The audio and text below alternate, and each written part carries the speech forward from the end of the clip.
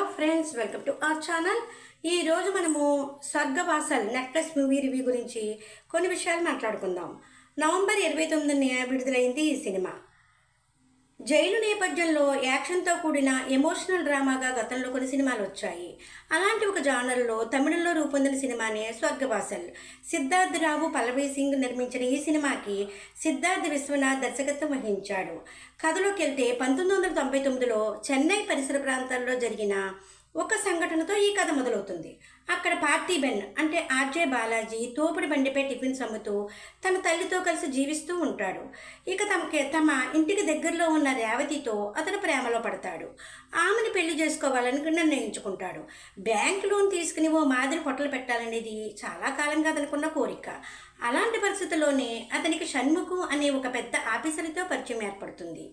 ఆ ఏరియాలోనే ఉంటున్న అతని ద్వారా లోన్ సంపాదించడానికి పార్థిబన్ ప్రయత్నాలు చేస్తూ ఉంటాడు. అయితే అనుకోకుండా ఆ ఆఫీసర్ హత్య చేయబడతాడు. హత్యకి ముందు అతని ఇంటికి వెళ్ళి వచ్చిన కారణంగా పార్థిబన్ను పోలీసులు అనుమానిస్తారు. తనకి ఎలాంటి సంబంధం లేదని చెప్తున్నా వినిపించుకోకుండా రిమాండ్ నిమిత్తము అతని సెంట్రల్ జైలుకు తరలిస్తారు. జైల్లో గ్యాంగ్స్టర్గా ఉన్న సిగా అంటే సెల్వరాగన్కి అక్కడ ఖైదీలతో పాటు పోలీసులు కూడా భయపడుతూ ఉంటారు. సిగా అనుచరులుగా టైగర్, మనీ, శీలను ఉంటారు. ఆ ఇద్దరిని దాటి సిగాని కలవడం అంత తేలికమైన విషయం కాదు. పార్థిబన్ వచ్చి వాళ్ళ మధ్యలో పడతాడు. సిగా గురించి అప్పుడే అతను వింటాడు. సాధ్యమైనంత త్వరగా జైలు నుంచి బయటపడాలనుకుంటాడు. సిగాను లేపేస్తే విడుదల చేస్తానని పార్థిబన్కి ఎస్పీ సునీల్ కుమార్ ఆశపడతాడు. అప్పుడు పార్థిబన్ ఏం చేస్తాడు?